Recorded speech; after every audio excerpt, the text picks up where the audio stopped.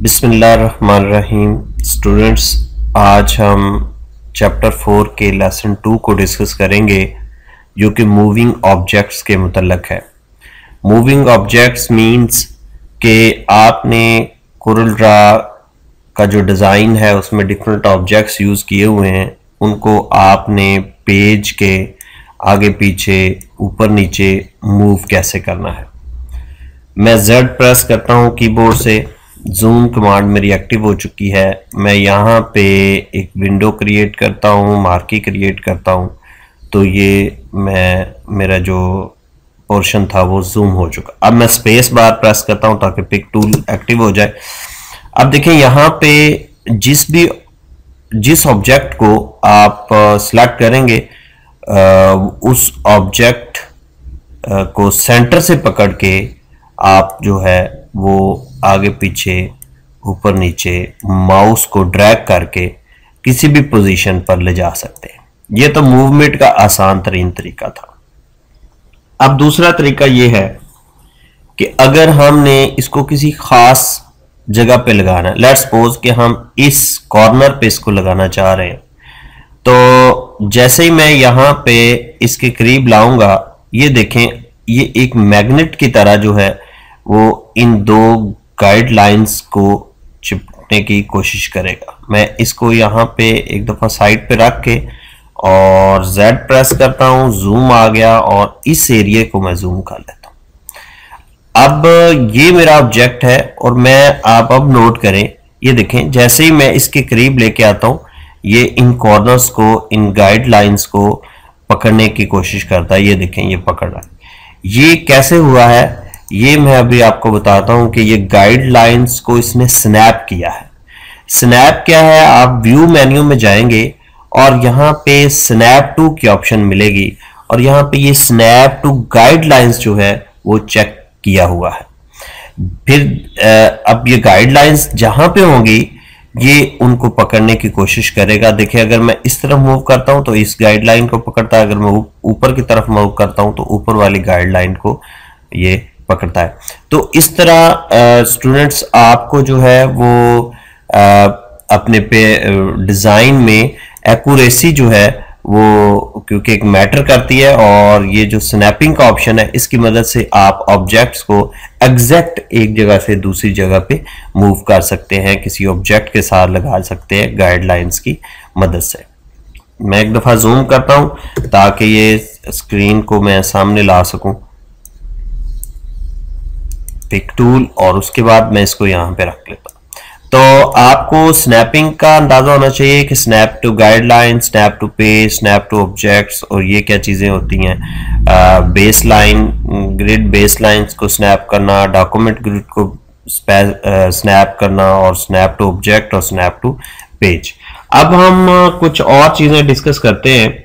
यहाँ पे मूवमेंट यानी ऑब्जेक्ट्स को मूव करने का और एक और भी तरीका है कि आप जो है एरो कीज से लेफ्ट, राइट, टॉप, बॉटम इसको जो है वो मूव कर दें। अब यहाँ पे दो कॉन्सेप्ट जो है वो कंसिडरेबल है कि जब आप मूव करते हैं तो इसकी मूवमेंट आप नोट करें बहुत आहिस्ता आहिस्ता हो रही है। इस मूवमेंट को हम नजिंग बोलते हैं। देखिए नजिंग क्या है। नजिंग एक तो नॉर्मल नजिंग होती है, यानी जो जंप ये लगाएगा जब हम एक दफा एरो की प्रेस करेंगे, लेफ्ट, राइट, टॉप, बॉटम कोई भी, तो उस जंप को हम नजिंग बोलते हैं। तो नजिंग एक तो नॉर्मल होती है, एक सुपर नजिंग होती है और एक माइक्रो नजिंग होती है। 3 किस्म की नजिंग होती है। अब यहाँ पे मैं पेज पे क्लिक करता हूं तो मेरी प्रॉपर्टी बार के अंदर यहाँ पे मेरे पास एक नजिंग डिस्टेंस का ऑप्शन मौजूद है, जिसकी मदद से आप इस नजिंग डिस्टेंस को ज्यादा कर सकते हैं। फॉर एग्जांपल मैं इसको कर देता हूं कि ये 1 इंच जो है, 1 इंच जो है वो अब नजिंग है। अब मैं जैसे ही इसको क्लिक करके ये देखें मूव करता हूं तो 1 इंच ऑब्जेक्ट जो है वो लेफ्ट, राइट जो भी आप प्रेस करेंगे वो 1 इंच मूव करेगा। This is because of this property, क्योंकि मैंने इसकी नजिंग प्रॉपर्टी जो है वो ज्यादा कर दी है, 1 इंच कर दी है। अब इसमें सुपर नजिंग और माइक्रो नजिंग किस वक्त अप्लाई होंगे?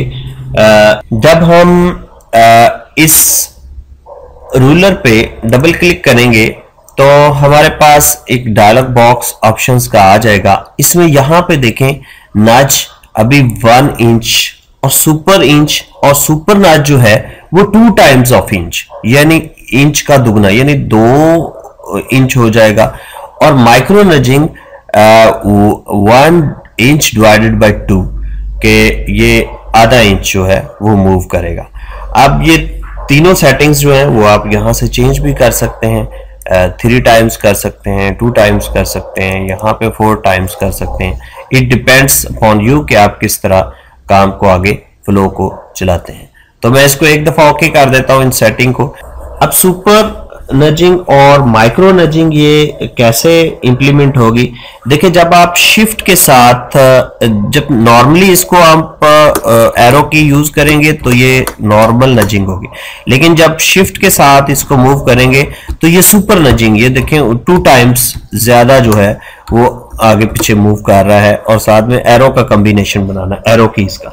और जब आप इसको कंट्रोल के साथ मूव करेंगे तो ये देखिए बहुत आहिस्ता आहिस्ता, इसको माइक्रो नजिंग बोलते हैं। नॉर्मल नजिंग, सुपर नजिंग और माइक्रो नजिंग, इस सारे कॉन्सेप्ट्स को आपको पता होना चाहिए। अब स्टूडेंट्स यहां पे मैं एक और चीज क्लियर करता चलूं कि एक ऑब्जेक्ट को रीसाइज कैसे करना है। देखिए, यहां से आप ऑब्जेक्ट को क्लिक करते हैं तो ये ग्रिप्स इसके इर्द गिर्द आ जाते हैं। तो अगर आप इस ग्रिप से इसको मूव करेंगे और ये इस तरह रीसाइज हो जाएगा एक्स एक्सिस की तरफ और इस तरह वाई एक्सिस की तरफ, ये इसको रीसाइज करने का तरीका है।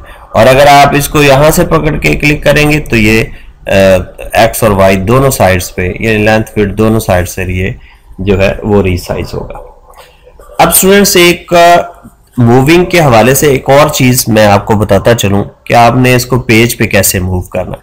देखिए, यहाँ पे पेज पे एक्स और वाई लोकेशंस होती हैं। जब भी हम इसकी मूवमेंट करेंगे एक्स और वाई की तरफ की साइड पे होंगी। कैसे होंगी? देखिए, यहाँ पे अगर आप नोट करें, यहाँ पे ये प्रॉपर्टी के अंदर 6 इंच और 7 इंच, यानी x 6 इंच और 7 इंच।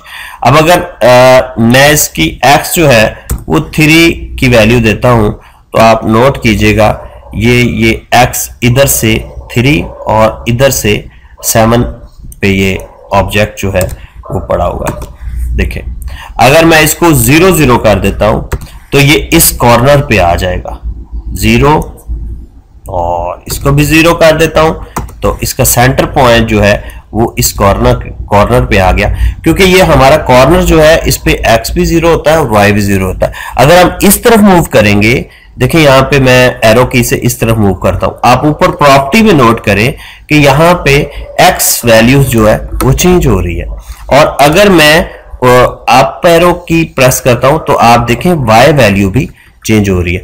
तो x और y एक्सेस का भी आपको अंदाजा होना चाहिए कि अगर एक पेज के ऊपर हमने एग्जैक्ट ऑब्जेक्ट्स को प्लेस करना है तो हमें उसकी x और y वैल्यू का भी अंदाजा होना चाहिए कि वो क्या है। इसके साथ हमारे पास यहाँ पे एक और ऑप्शंस है, वो भी साथ साथ हम डिस्कस करते जाते हैं। मैं कीबोर्ड से शिफ्ट F4 प्रेस करता हूं ताकि ये मेरा पेज जो है वो मेरे सामने आ जाए। तो मल्टीपल ऑब्जेक्ट्स को भी आप सिलेक्ट करके इसकी मूवमेंट उसी तरह सुपर नजिंग और माइक्रो नजिंग की मदद से कर सकते हैं। अब यहाँ पे अगर हमने अपने इस ऑब्जेक्ट को डॉक्यूमेंट के या इस पेज के बिल्कुल सेंटर में मूव करना है तो एक तो एक्स और वाई वैल्यू हमें अंदाजा होना चाहिए वो क्या है, और सेकंड वन हमारे पास यहाँ पे आप जो है वो इसको अरेंज मेन्यू के अंदर जब आप जाएंगे तो यहाँ पे आपको एक अलाइन एंड डिस्ट्रीब्यूट की ऑप्शन मिलेगी। इसको आगे भी हम डिस्कस करेंगे। इसमें ये है कि अगर सेंटर ऑफ द पेज आप इसको क्लिक करते हैं तो ये आपका जो ऑब्जेक्ट है ये सेंटर ऑफ द पेज आ जाएगा। देखिए यहाँ पे है, मैं P प्रेस करता हूं तो ये सेंटर ऑफ द पेज आ गया ये ऑब्जेक्ट।